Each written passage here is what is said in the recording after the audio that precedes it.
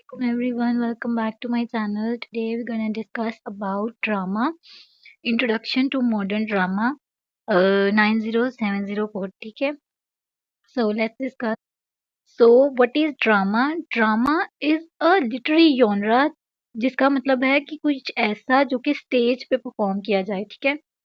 इसी वजह से इसको क्या कहते हैं, स्टेज आर्ट भी कहते हैं, चाहे वो ओरल फॉर्म में हो या रिटन फॉर्म में हो. और ये जो ड्रामा है ये बेसिकली डिज़ाइन किया गया था थिएटर में परफॉर्म करने के लिए. ठीक है? ड्रामा जो है बेसिकली वो एक्ट आउट करता है और उसका जो एक्शन होता है वो प्रेजेंट किया जाता है in front of the audience in form of dialogues. ठीक है ना? ड्रामे में क्या होती है, डायलॉग्स डिलीवरी होती है. ठीक है ना? यानी उसमें स्क्रिप्ट होता है, उसके अकॉर्डिंग डायलॉग्स डिलीवर किए जाते हैं.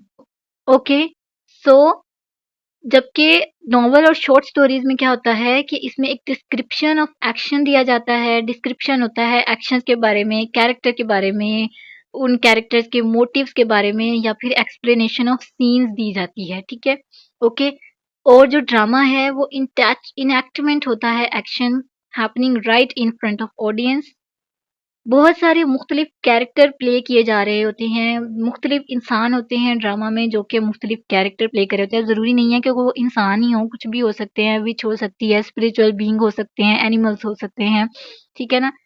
तो वो सारी चीज़ें होती हैं. और इनको इनको जो रोल असाइन किए जाते हैं, कौन असाइन करता है इनको रोल? राइटर. ठीक है? और it has certain setting and a plot which serves to unify action.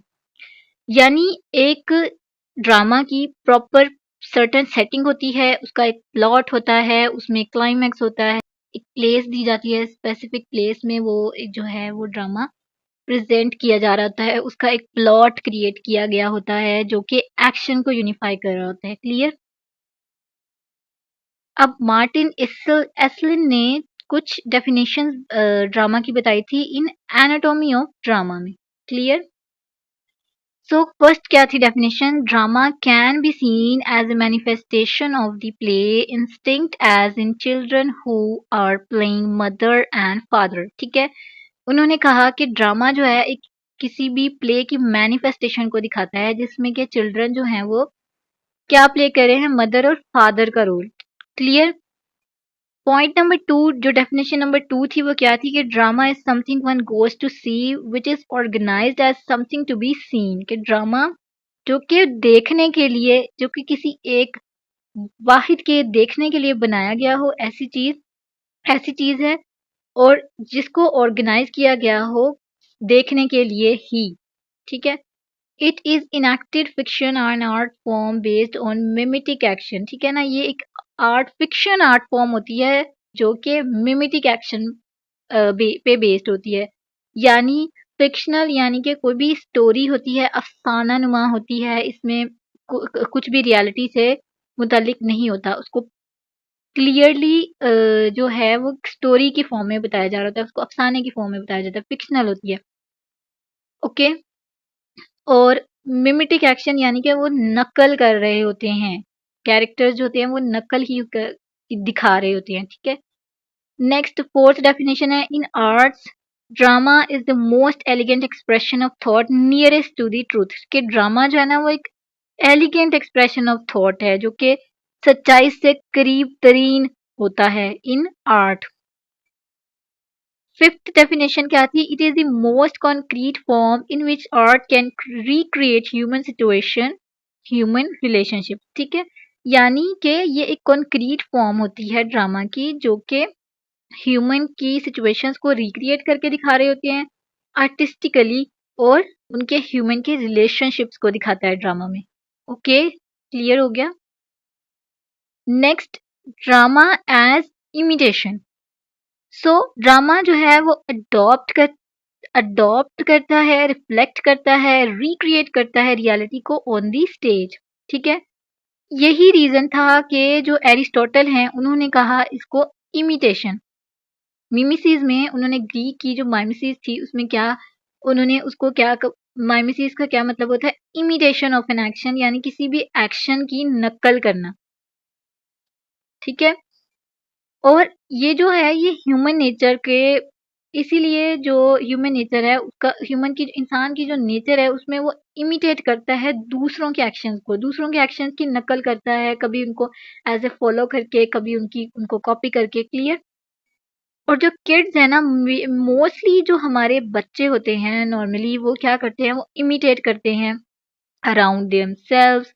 कुछ भी उनको आस-पास दिखता है तो वो वही काम करते हैं। यानी अगर कभी-कभी वो अपने पेरेंट्स की तरह बात करते हैं, कभी उनकी तरह बिहेव करते हैं, ठीक है?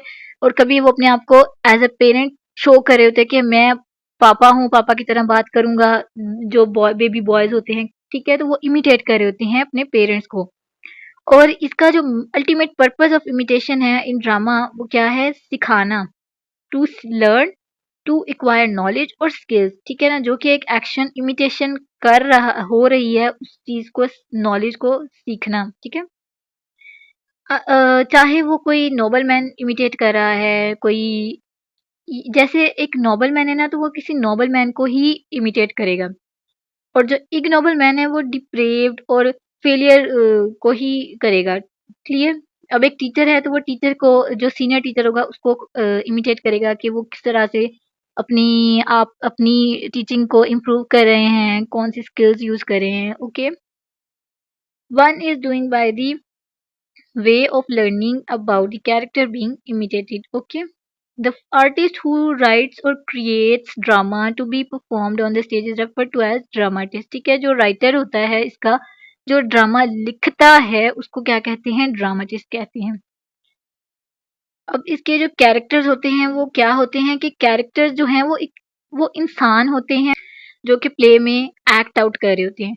दे are assign role which are acted out और performed on the stage. Okay, यानी उनको ना कैरेक्टर्स को रोल्स दे दिए जाते हैं, फिर वो स्टेज पे परफॉर्म करने लग जाते हैं।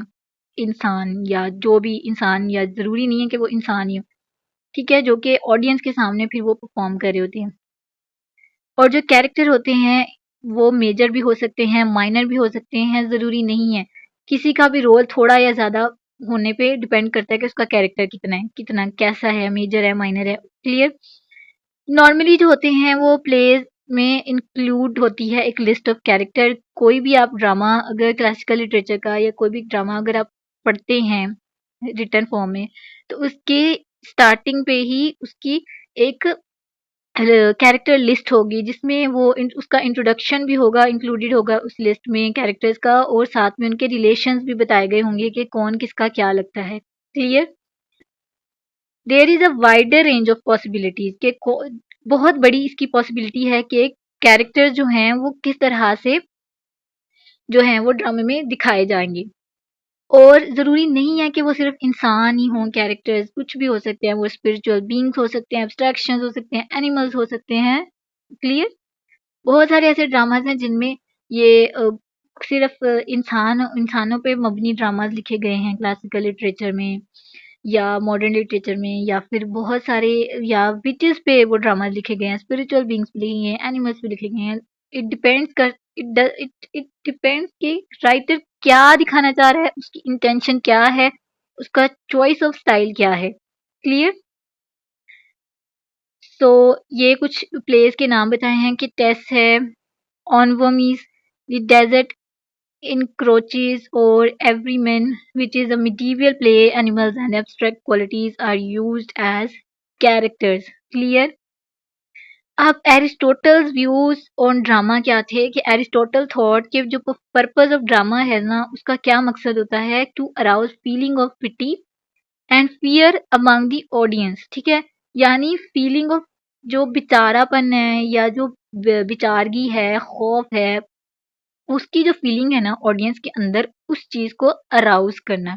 ठीक है, या फिर इन इमोशंस की परगेशन करना। इन इमोशंस की जो परगेशन है उसको एरिस्टोटल ने क्या रेफर किया है, किस नाम से? कैथारसिस के नाम से। ठीक है, जो परगेशन ऑफ इमोशंस है वो क्या, वो जो पीपल है, जो ऑडियंस है, उसको इमोशनली स्ट्रोंगर बनाती है। ये एरिस्टोटल का मानना था। He insisted that imitation is part of life. उन्होंने कहा कि जो इमिटेशन है ना, वो जिंदगी का बहुत बड़ा हिस्सा है। He thought that when children imitate their parents in repeating their behavior as father or mother, they are imitating life, the life that is being lived in the family. Clear? कि उनका कहना था कि अगर जो जब बच्चे इमिटेट करते हैं अपने पेरेंट्स को, उनकी तरह बिहेव करने को, उनकी तरह बात करने को, उनकी तरह वॉक करने को, ठीक है, तो वो एक अपनी अपने एक नक्ल वाली ज़िंदगी दिखा रहे होते हैं।